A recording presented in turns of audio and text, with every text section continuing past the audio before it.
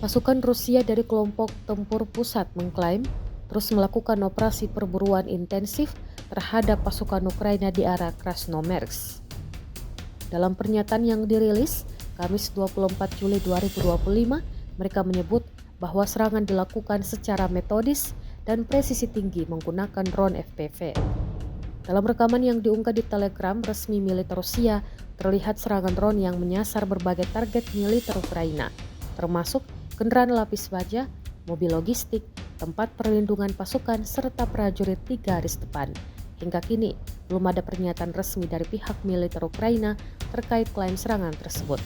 Namun wilayah Krasnomersk memang menjadi salah satu titik benturan paling sengit dalam beberapa pekan terakhir.